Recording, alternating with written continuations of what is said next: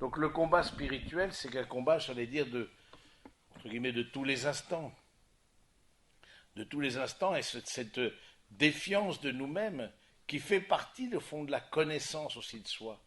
Cette connaissance de soi, c'est aussi la connaissance de nos propres fragilités.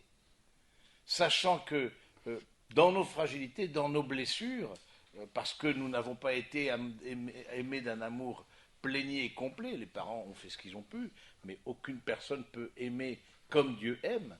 Et donc, du coup, il y a des blessures qui se sont développées dans notre cœur. Et parfois, dans ces blessures, vient se loger des tentations.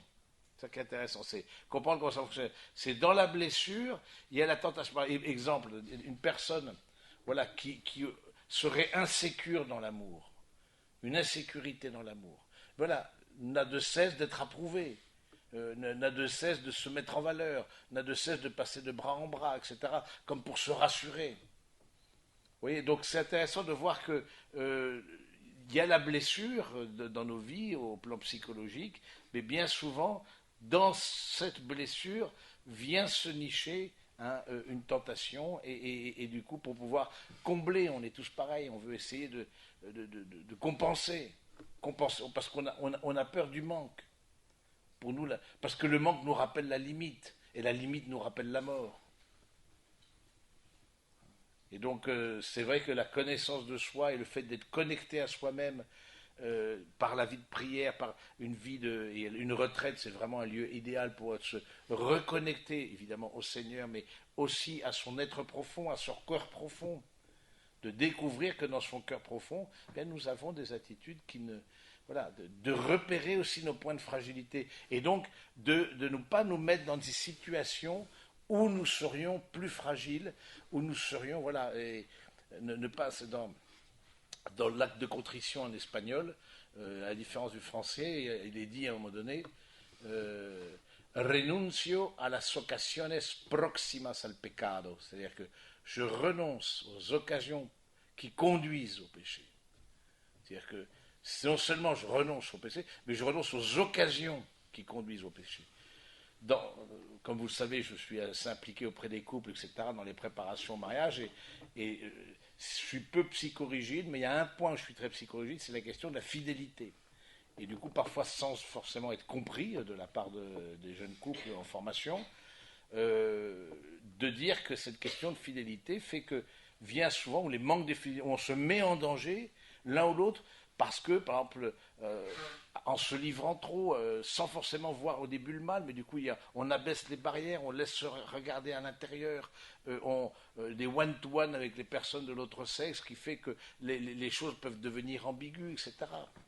Donc attention à ne pas se mettre dans des situations où on sent, ou avec des personnes, situation où avec des personnes, vous expérimentez tout ça au travail, je sais que si je veux critiquer mon chef, je vais aller voir telle personne, j'ai qu'appuyer sur le bouton, et c'est parti en boucle. Ça, on le sait. Donc, je cherche quoi? À me dire que je suis plus intelligent que mon chef. Bon, c'est vrai. Donc, du coup, voilà. Donc, mais, voilà, ça sert à quoi? Vous voyez, c'est là où il y a une, ou comme agir comme chrétien, que les personnes se posent la question, mais pourquoi vous agissez comme ça? On se dit oui, mais au travail, comment faire pour témoigner de sa foi, etc. Bon, on peut dire éventuellement de retour au travail mardi, vous pourrez dire, qu'est-ce que vous direz? Tiens, c'est intéressant. Que vous avez fait un séjour en Picardie, ce qui est assez juste, que vous avez visité un monument historique, c'est aussi juste, voilà, ou que vous avez fait une retraite. Voilà, oui, un truc, tout ça, bah oui, une retraite, c'est quoi, machin, bah, du coup, tu t'embrayes. Mais je veux dire, beaucoup, je pense, que vit comme chrétien de façon à ce que les autres se posent des questions. Hein, voilà, que de dire, non, ça, je n'en veux pas. Ça veut dire aussi se démarquer. Ça veut dire parfois vivre une certaine solitude. Une certaine solitude parce que d'autres, voilà, il y a l'esprit du monde. L'esprit du monde, c'est qu'on cherche son intérêt. L'esprit du monde, on se laisse aller par les passions, etc. Le principe de plaisir, par voilà, bon, des choses où on ne prend pas conscience qu'il y a un combat intérieur. Il y a un combat intérieur. Et donc, je vous ai distribué donc le récit de la tentation, hein, dans Saint Luc. La tentation, la tentation, c'est toujours un mensonge. Quand le diable nous tente, c'est toujours un mensonge. C'est une promesse, une fausse promesse de bonheur. Celui qui pêche cherche toujours son bonheur. C'est une fausse promesse de bonheur. Un petit mot sur le démon, parce que c'est bien d'en parler aussi. Un plan théologique, bon, un petit rappel de catéchisme de base. Donc, dans la foi de l'Église, mais aussi dans la foi d'Israël, je pense que c'est la question des démons existe, et du démon existe aussi dans l'Ancien Testament. C'est un archange, c'est-à-dire quelqu'un qui a une splendeur Lucifer, celui qui porte la lumière, c'est ça que Lucifer, celui qui porte la lumière. Et il y a eu un combat pour les anges, il y a eu un test, il y a eu une épreuve. Alors, c'est plutôt la tradition qui nous rapporte ça. Dans la Bible, ce n'est pas dit explicitement, mais il n'est pas interdit. Dans la Bible, il est fait mention des démons, ça explicitement, c'était très clair. Mais il n'est pas interdit de penser que si pour la personne humaine, il y a eu une épreuve, comme on le voit avec le péché originel, il y a eu certainement aussi une épreuve pour les anges, pour accueillir. Quelle était cette épreuve? Là, je veux dire, plusieurs spirituels, etc., pères de l'Église, ont pensé que c'était face au projet d'incarnation. Le projet d'incarnation du Verbe. De comment de Dieu prendre la nature humaine, sachant que la nature humaine est de loin inférieure à la nature angélique.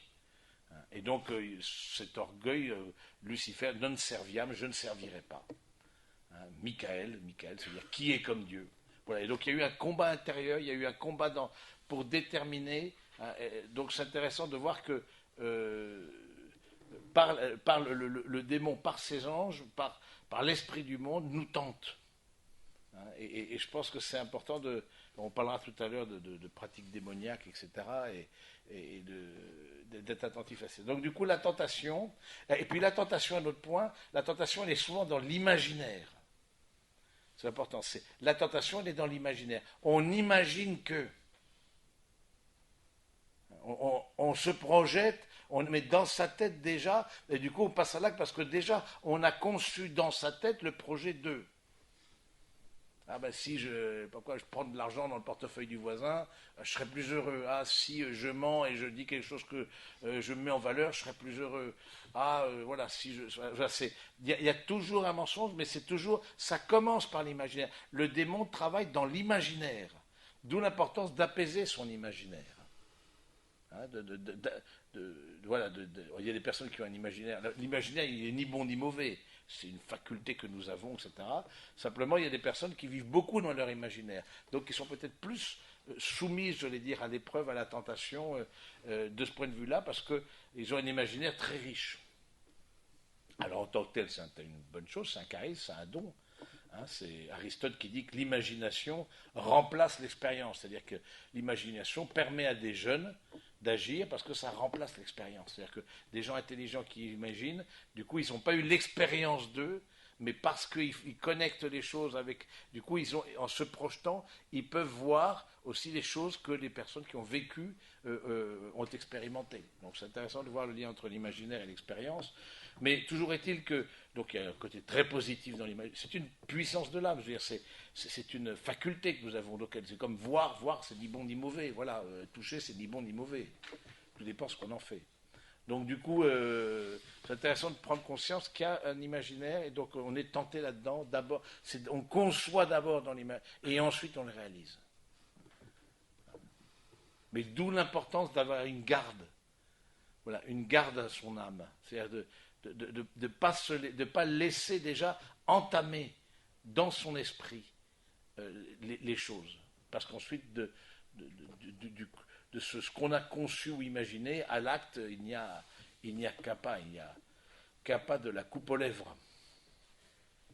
Et donc je vous ai distribué le combat spirituel, vraiment le combat du Christ, c'est évidemment l'agonie, mais il a commencé son ministère par la tentation. C'est ce qu'on a eu le premier dimanche de Carême. Et j'aime bien, dans la version de Saint Luc, Jésus rempli d'Esprit Saint revint du Jourdain et il était mené par l'Esprit à travers le désert, durant 40 jours, tenté par le diable. Donc c'est intéressant juste un peu pour vous ayez des... Quand vous voyez 40 dans la Bible, 40 ans par exemple dans le désert, le peuple d'Israël, 40 jours, etc. Bon, il y a plein de 40 dans la Bible. 40, dans la mentalité biblique, c'est le temps d'une grossesse. C'est 40 semaines d'aménorrhée. Donc c'est 40, c'était pour eux, ils calculaient comme ça. Donc dès que vous voyez 40, ça veut dire une fécondité. Ça veut dire une manière de, voilà, un passage de la mort à la vie, source de vie. Donc, juste pour que vous ayez quelques clés quand vous lisez et que vous retrouvez devant ce fameux 40 qui est présent beaucoup dans l'Ancien Testament et un peu et puis dans la liturgie aussi, il y a 40 jours, etc. Donc ça c'est aussi, vous verrez, parce que c'est l'idée, il y a comme une gestation, il y a une nouvelle naissance. Il ne mangea rien en ces jours-là, et quand ils furent écoulés, il eut faim. Le diable lui dit, si tu es le Fils de Dieu, dis à cette pierre qu'elle devienne du pain. Et Jésus lui répondit, il est écrit, ce n'est pas de pain seul que vivra l'homme. Voilà, la première tentation, c'est la tentation liée au corps. C'est ce qu'on appelle la concupiscence de la chair, liée au plaisir charnel. Là, il y a deux grands plaisirs charnels, je veux dire, tout ce qui est autour de boire, manger, et le plaisir charnel de la sexualité. Donc le démon tente aussi dans notre corps. Et du coup, nous pouvons aussi avoir des tentations, de par un manque de maîtrise, de tempérance. Vous voyez, la tempérance, vous connaissez les vertus, les vertus cardinales. Je ne vais pas vous faire l'offense de vous les répéter, mais au cas où un petit rappel va pouvoir éventuellement rafraîchir votre mémoire. Donc, vertu cardinale comme les 4 points cardinaux. Donc, tempérance, c'est réguler en nous tout ce qui est source de plaisir. Le plaisir, il n'est ni bon ni mauvais. Simplement, il y a un besoin d'être régulé. Force ou courage, c'est tout ce qui nous fait affronter des choses difficiles ou tenir dans l'épreuve. Voilà, ça c'est le courage. Justice, c'est rendre à chacun ce qui lui est dû, donc c'est le rapport aux autres. Et prudence, c'est le juste milieu, c'est ordonner les moyens aux fins. La vertu de prudence, c'est pas appuyer sur le frein, c'est ordonner les moyens aux fins. Vous avez la finalité de venir à cette retraite, vous devez réserver votre billet, vous êtes inscrit sur Internet, etc. Vous avez mis un certain nombre de moyens qui vous ont permis d'arriver à votre fin. Et fin qui était bonne, et donc aussi de hiérarchiser les finalités entre elles. Donc vertu, c'est intéressant de voir le mot vertu. Vertu, c'est disposition permanente acquise par la répétition des actes. C'est-à-dire que on ne naît pas tempérant, on ne naît pas fort, on ne naît pas prudent ou juste, on le devient. C'est quelque chose dans lequel on doit s'exercer. Et le premier, quand on sort du vice pour aller vers la vertu, eh bien le premier pas est difficile. La personne qui a eu par exemple l'habitude de mentir, comme un vice, c'est-à-dire que vraiment il ment, cette personne-là ment souvent, du coup, pour aller vers la vérité, qui est un bien, et le bien de l'intelligence, du coup, c'est toujours le premier pas vers la vertu qui est difficile. Le premier pas, ensuite le deuxième, et un peu moins, etc. Bon, de même, quand on est vertueux, pour aller le premier pas vers le vice, c'est le plus difficile. Imaginez, la plupart d'entre vous, je ne pense pas que vous ayez tué grand monde, mais imaginons, la première personne que vous tuez, c'est le plus difficile. Au bout de la 10e, c'est un peu plus... il y a quelque chose, je vais dire. Bref, j'espère que on va peut-être effacer cette partie. Donc,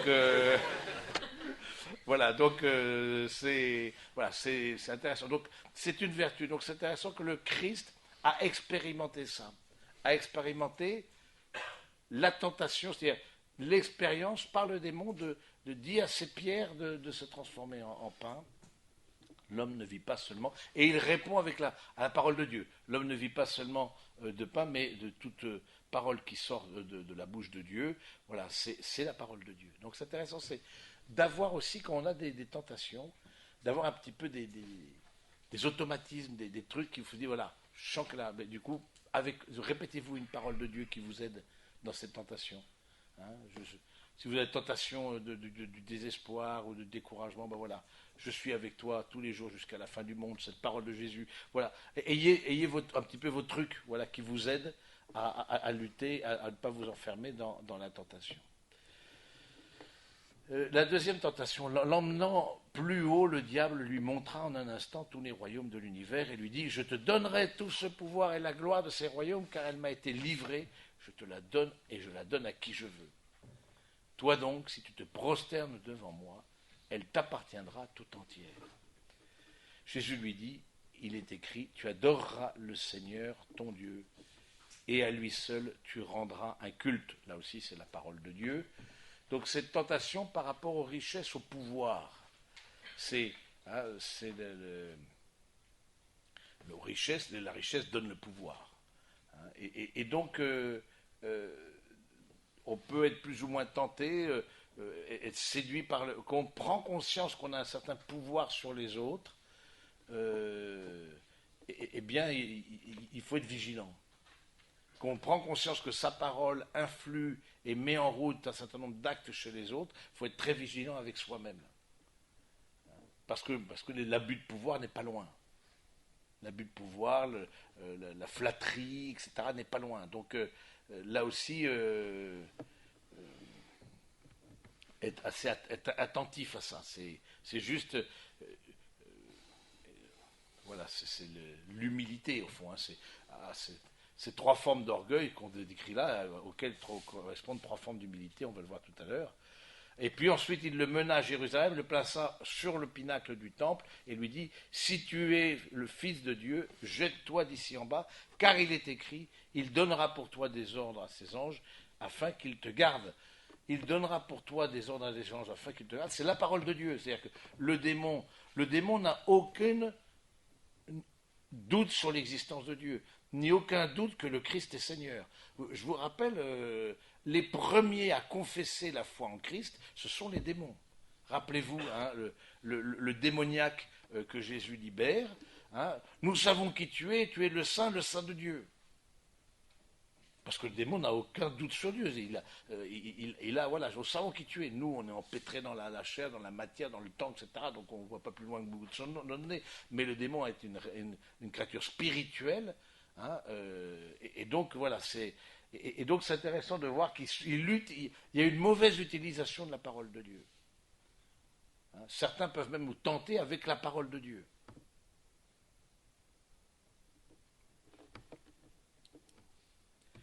Et il répond, sur leurs mains, ils te porteront, de peur que tu ne heurtes du pied quelques pierres. Ça aussi, c'est la parole, c'est le psaume. Hein, voilà, mais Jésus répondit, il est dit, tu ne tenteras pas le Seigneur ton Dieu. Voilà, il répond aussi. Donc cette troisième tentation, c'est la tentation de l'orgueil, c'est-à-dire se plaça au sommet, au pinacle du temple, c'est au sommet du temple, c'est au sommet du lieu de la présence de Dieu. Je me prends pour Dieu. Je me prends pour Dieu. Et se prendre pour Dieu, c'est-à-dire s'autocentrer, c'est-à-dire n'accepter de loi que la sienne. Se prendre pour Dieu, ça peut être aussi une forme de perfectionnisme, de rentrer dans une forme de contrôle, que rien ne m'échappe.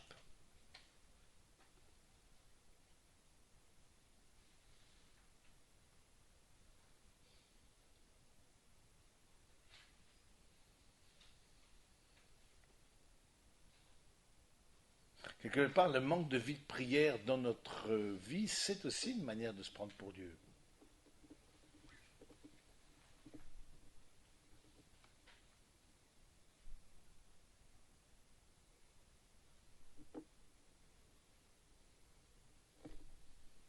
Mais on a tous un Dieu, c'est ça qu'il n'y a personne d'athée, il y a tous ça peut être ma voiture que je lave religieusement tous les dimanches matins, etc.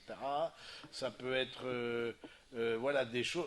Qu'est-ce qui me fait bouger le matin? Alors ça peut être mon travail, ça peut être voilà ma réputation, ça peut être quel est ton Dieu? Où est-il ton Dieu?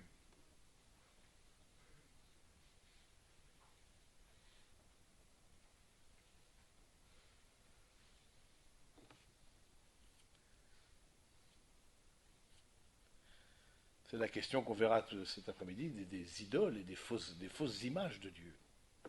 Et puis c'est intéressant, ayant épuisé toute tentation, et ça c'est dans Saint Luc, le diable s'éloigna de lui jusqu'au moment favorable, et le moment favorable, on l'a vu, c'est l'agonie.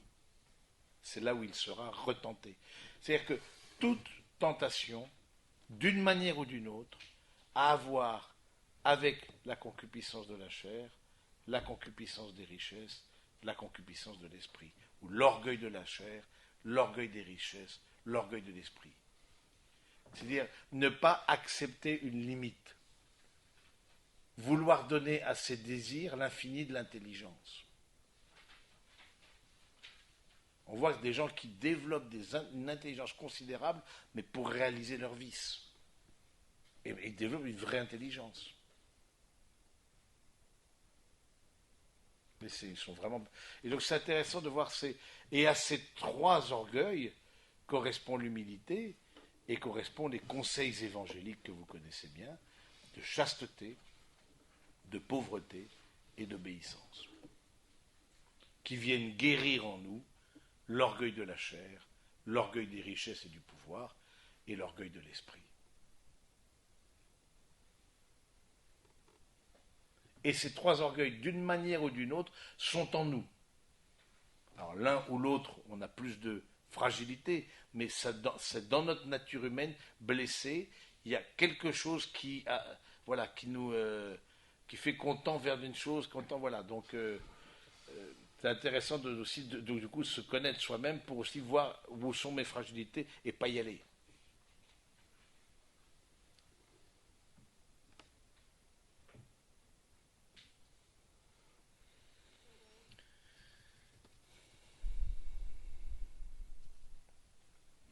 C'est important aussi de découvrir, au fond,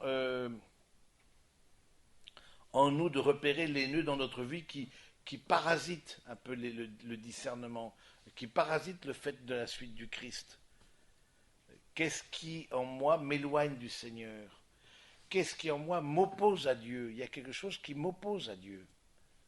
Par exemple, c'est souvent l'orgueil de l'esprit, le plus grand orgueil, c'est-à-dire, est-ce que vraiment je fais confiance au Seigneur quand je dis, ben voilà, faites de moi ce qu'il vous plaira, dans la prière de Charles de Foucault, faites de moi ce qu'il vous plaira, est-ce que je le crois vraiment? Est-ce que vous voyez, en nous a été semé le doute, en nous a été semé la peur de Dieu. Attention, ne te fais pas avoir. Qu'est-ce qu'il peut te faire? Et si tu te laisses mettre entre ses mains comme l'argile dans les mains du potier, qu'est-ce qu'il veut? On voit l'amour de Dieu comme une menace à notre liberté, à notre autonomie, alors qu'elle est l'accomplissement de notre nature. Ça, c'est vraiment le péché, c'est le doute, le soupçon qui a été jeté en nous.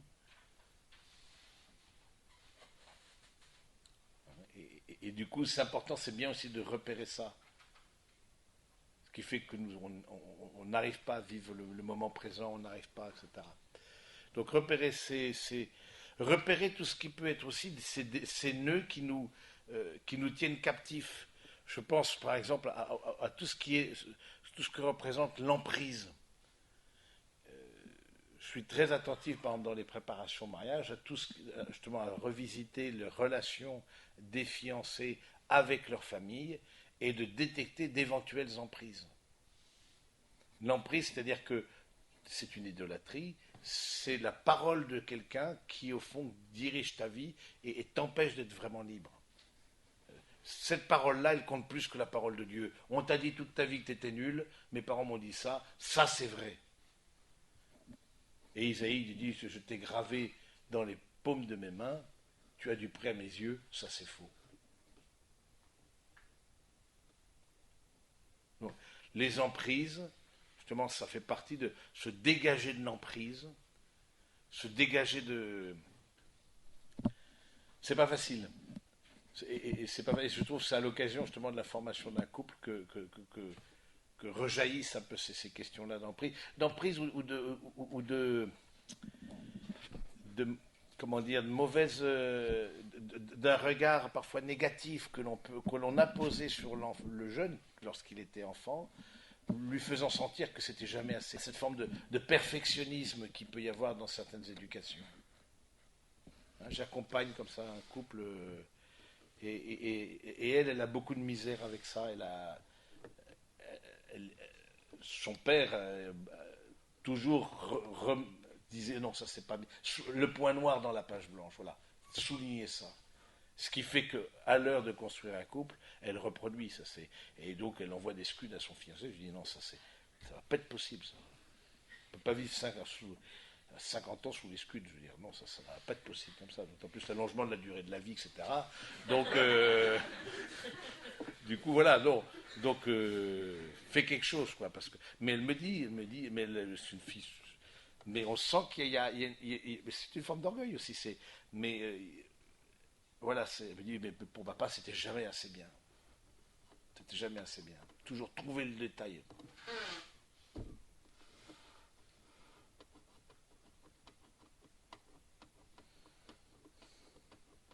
Oui, ça, c'est de la misère, la pauvre. Hein. Donc elle lutte, elle sent bien qu'elle a besoin de guérir quelque chose, que le Seigneur guérisse en elle. Et vraiment de redécouvrir une certaine bonté, de redécouvrir. Euh, et je trouve que de ce point de vue-là, le mouvement charismatique fait beaucoup de bien aussi à des personnes comme ça, éduquées dans un certain carcan de perfectionnisme et pas le droit à l'erreur, pas le droit, etc. Mais toujours souligné. Donc, c'est une forme de peur de ne pas plaire, au fond. Hein. Et l'enfant a le désir de plaire à ses parents, c'est normal. Et donc, du coup, je trouve d'être revisité par l'amour de Dieu, je trouve la beauté dans le mouvement charismatique, hein, c'est vraiment cette confiance, cet esprit d'enfance. Ah, vous levez les mains comme ça, alléluia.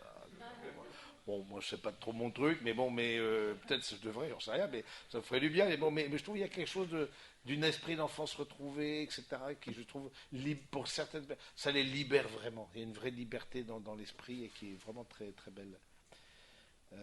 Ensuite, combat spirituel, évidemment, lutter contre nos addictions. Alcool, drogue, pornographie, etc. Les addictions, ce qui nous retiennent captifs. Cigarettes, voilà, c'est toute forme de compensation. Quoi. C'est aussi se débarrasser des pratiques occultes. Les pratiques occultes, spiritisme, cartomancie, astrologie, magie, nécromancie, voyance. Alors là, si vous avez touché de près ou de loin à ces trucs-là, il y a un lien qui se crée. Moi, c'est-à-dire qu'on ouvre des portes aux démons. Alors, oui, très clairement, parce que c'est quoi ça, cartomancie, astrologie, magie, nécromancie, c'est faire passer, parler les morts, voyance, etc. C'est incroyable le nombre de voyants. J'aurais dû être voyant, tiens, mais 15 millions de consultations, 3,2 milliards de chiffre d'affaires. Oh là là, qu'est-ce que ça rapporte alors ça. mais, du coup, voilà. Euh, Porte-bonheur, pareil, porte-bonheur, gris-gris. Superstition, horoscope. C'est quoi ça? Je veux dire, les gens qui regardent leur horoscope comme vraiment c'est le Saint-Évangile, voilà. Tu regarde chaque jour l'Évangile, mais consulte pas l'horoscope. Aujourd'hui, vous allez rencontrer des gens. Oui, ça c'est vrai, c'est probable que je le fais. Quand tu regardes l'horoscope, c'est marrant parce qu'en fait, tu peux pas être contre. C'est bon. Aujourd'hui va être un jour difficile. Alors du coup, je me mets dans une disposition, ça va être un jour difficile. Bon c'est particulier. Pourquoi ça crée vraiment euh, une emprise, si vous voulez. Je trouve, même si c'est pas directement, disons, démoniaque, oui, parce que le démon peut s'en servir pour tisser, pour nous retenir. Hein. Vous savez, que ce soit par une chaîne épaisse comme le poing ou par un fil de soie, si on est prisonnier, on est prisonnier.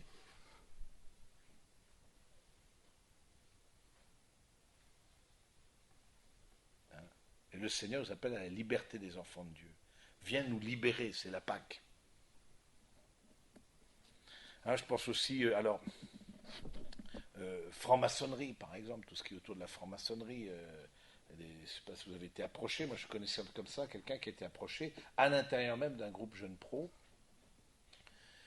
Parce que qu'est-ce qu'il y a là-dedans? Parce que j'ai un peu compris, c'est que ça fait sauter un plafond de verre, c'est-à-dire ça te fait accéder à des, c'est le pouvoir, c'est vraiment la tentation du pouvoir, quoi. C'est accéder à des personnes, etc., que le commun des mortels n'a pas. Ouais, le téléphone du Premier ministre, je ne sais pas s'il est dans ma franc-maçonnerie, bon, imaginons tel ministre ou tel autre, etc. Bon, parce que du coup, il y a une certaine valorisation, je fréquente des gens qui sont importants, etc. La question du yoga, moi je suis partagé là-dedans. Bon, l'Église n'a rien, il n'y a pas de document sur le yoga en tant que tel. Alors, je parle du vrai yoga, pas des séances de relaxation pour parisiennes surstressées, si tu veux. Hein. C'est pas euh, ça. Bon, si on écoute ton souffle, hein, je regarde, j'écoute ton souffle. Ça c'est bon, soit. Hein, bon, on peut pas être contre. Le père Verlinde, je ne sais pas si ça vous dit quelque chose, le père Verlinde qui a créé une communauté, la famille Saint-Joseph, etc., a été maître yogi. Il a écrit un livre qui s'appelle L'Expérience interdite, qui a été, bon, ça remonte à plus de 10 ans, et il a prêché à Notre-Dame, etc., et le carême et l'expérience interdite. Et du coup, il a vécu tout ça, il a été dans les ashrams, il a été dans... euh, et il disait une chose étonnante, c'est que euh, il, a, il avait une telle... C'est vrai que nous avons des énergies, c'est évident, le fait qu'il y ait une chaleur fait que ça, c'est des énergies, c'est physique. Et donc, d'avoir une certaine captation des énergies de son corps, apprendre à capter les énergies de son corps, qui fait que quand il avait appris la position du lotus, etc., à capter toutes à prendre conscience de ces énergies-là, parce qu'on a énormément d'énergie. Euh, et du coup, dès que quand il s'est converti au Christ, il a dit j'avais une telle habitude de la position du lotus et une telle habitude de capter ces énergies, et donc une forme de toute puissance, parce que derrière ça, c'est la toute puissance, c'est que je commençais à l'éviter. C'est-à-dire que euh, c'est un phénomène aussi naturel, je pense. Donc, du coup, il dit, je mettais ma jambe droite sous ma jambe gauche, comme un automatisme, je m'étais tellement entraîné, un vrai maître yogi, si tu veux. Donc, c'est vraiment une spiritualité qui est très différente de la spiritualité chrétienne. C'est presque, même si certainement il y a des choses intéressantes, etc., mais euh, dans cette philosophie, une philosophie de vie, etc., le rapport au corps n'est pas du tout. Je veux dire, c'est presque l'inverse de l'incarnation. Et du coup, moi, je me pose la question quand on rentre dans ces dimensions du yoga, etc., et de captation d'énergie ou de se fondre dans l'énergie. Voilà, on voit des gens comme ça. On voyait qu'on était visité Vézelay, donc parce que forcément les cathédrales, etc., c'est des lieux telluriques aussi, si vous voulez, c'est des lieux de force, bon, parce que c'est dans les anciens lieux païens, bon voilà, tout ce que vous voulez. Alors du coup, on voyait quelqu'un qui s'avançait dans la neige comme ça, en train de capter les énergies telluriques. Bon, c'est très bien, si t'as que ça à faire, c'est magnifique, mais bon, moi je sais pas des énergies telluriques qui vont te sauver. Je veux dire, c'est là. Donc, attention, si vous allez dans ces trucs un peu borderline, un peu, y a des liens. Parce qu'on dit oui, il faut faire le vide en soi, il faut faire dans toutes les dimensions du yoga, etc. Mais qu'est-ce qui remplit le vide que tu as laissé en toi? C'est une question. C'est une question. Bon, l'Église ne s'est pas prononcée là-dessus. De même, j'étais à la méditation de pleine conscience, qui n'est pas l'oraison. Qui n'est pas l'oraison, hein, parce qu'on voit maintenant fleurir, même dans les écoles laïques, des temps de méditation, qui a un côté naturel intéressant, je veux dire, on ferme les yeux, on prend conscience du monde qui nous entoure, etc. C'est très bien. Mais je pense que ça peut être, en tout cas, pour un chrétien, c'est peut-être le premier pas vers vraiment une oraison, c'est-à-dire un contact personnel avec le Seigneur. Mais si c'est juste pour une expérimentation d'un bien-être, vous voyez, le culte du bien-être. Donc on met le spirituel au service du bien-être. C'est pas ça la vie chrétienne. que ça te donne un bien-être. Bon, c'est une surabondance, tant mieux pour toi, mais ce n'est pas le but premier. Jésus n'est pas venu apporter le bien-être. Lui-même, on le voit bien ces jours-ci, n'a pas beaucoup expérimenté ça, en tout cas en cette terre. Donc c'est intéressant de... Soyez attentifs, si vous avez certaines pratiques aussi médicales, où là on sent aussi qu'il y a dès que c'est plus technique, mais on veut donner un contenu, comme par exemple un peu j'ai vu ça dans certaines pratiques de la décorporation, c'est-à-dire on veut faire sortir quelque part l'âme du corps, etc. Donc une pratique, voilà. Donc soyez attentifs. On a eu un monsieur qui était venu à l'abbaye, etc., et que médecin de son état, mais qui voulait absolument éliminer les toxines. Bon, pourquoi pas. Mais du coup, c'est un particulier. Du coup, dans ses séances, il avait 3 petites statuettes et puis il y avait un pendule. Alors tu te dis, alors, il voulait venir consulter ici. Ben non, je lui dis, ah non, on ne va pas consulter ici. Je veux dire, parce que ici, il peut y avoir un mélange des genres un peu particulier.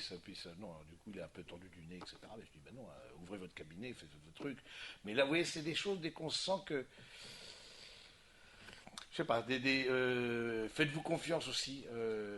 Maintenant, il y a des choses aussi naturelles. Je pense en médecine, il y a par exemple, les rebouteux, les guérisseurs, etc.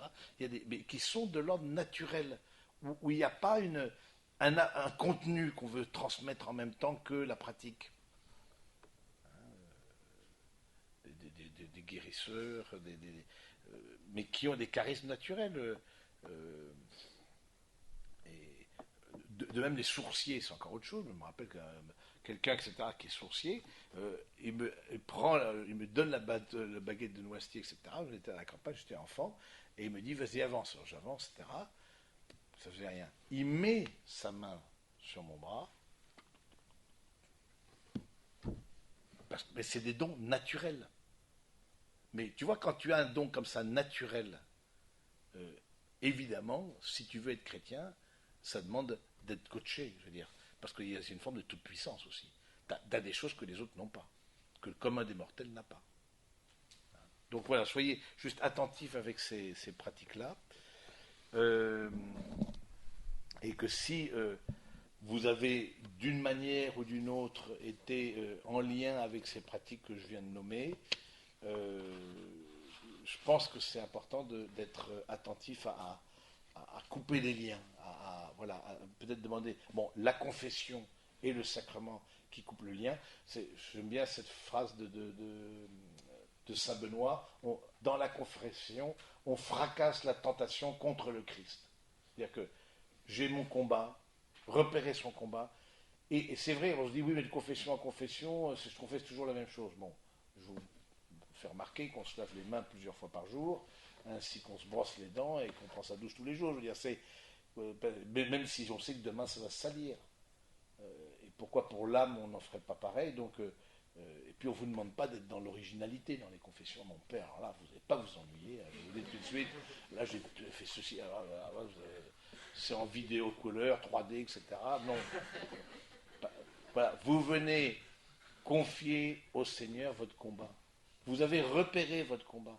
Se connais-toi toi-même, se méfie-toi toi-même. Vous avez repéré votre combat et vous avez vous voulez vous confier au Seigneur votre combat et vos échecs et dans le combat, voilà. Là vous avez baissé la garde, là vous avez bon. Donc dans ce combat spirituel, il y a évidemment des armes spirituelles qui nous sont données, des armes spirituelles qui nous sont données. On voit dans Saint Paul aux Éphésiens qui dit c'est pourquoi prenez toutes les armes de Dieu afin de vous pouvoir résister dans le mauvais jour et tenir ferme après avoir tout surmonté. Tenez-vous donc ferme en ayant vos reins la vérité pour ceinture, revêtez la cuirasse de la justice, mettez pour chaussure à vos pieds le zèle que donne l'évangile de paix, prenez par-dessus tout le bouclier de la foi avec lequel vous pourrez éteindre tous les traits enflammés du malin. Prenez aussi le casque du salut et l'épée de l'esprit qui est la parole de Dieu. Voilà, Le Seigneur donne, on a des armes spirituelles, là c'est de façon un peu imagée que Saint Paul parle, de façon pratique évidemment les sacrements, ce sont des armes spirituelles, évidemment l'accompagnement spirituel est une arme spirituelle, euh, la prière, la lecture de la parole de Dieu, voilà, c'est des choses qui vous aident aussi, qui nous aident à nous tenir, on a tous besoin d'une rampe, on a tous besoin d'une rampe.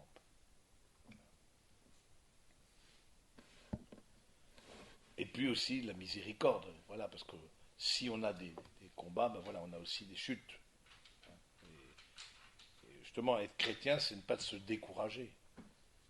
Au contraire, le découragement est propre vraiment du malin, du démon qui veut nous enlever l'espérance.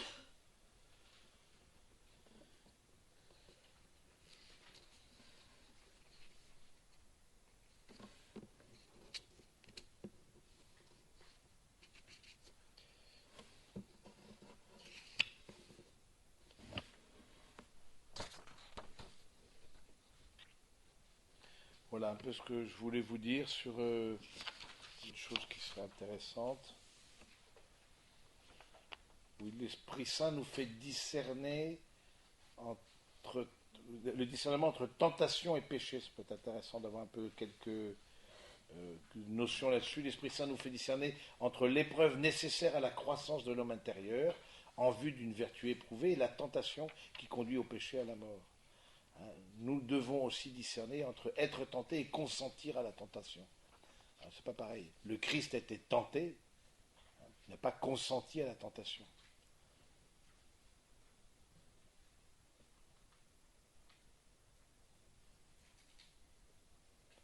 Enfin, le discernement démasque le mensonge de la tentation. Apparemment, son objet est bon, séduisant à voir, désirable. Vous vous rappelez le livre de Genèse. Alors qu'en réalité, son fruit est la mort. Regarde, le fruit du bien, de l'arbre du bien et du mal, c'est-à-dire, de façon imagée, c'est-à-dire qu'au lieu de recevoir le bien et le mal de la part de Dieu, je veux moi-même déterminer ce qui est bien et ce qui est mal. En Genèse 3,6.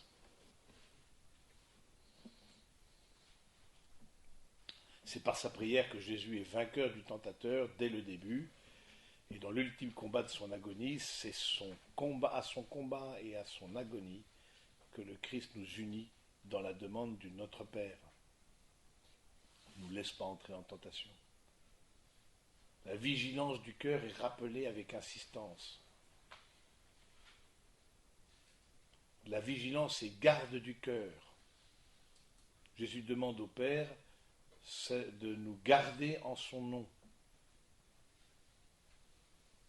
L'Esprit Saint cherche à éveiller sans cesse cette vigilance.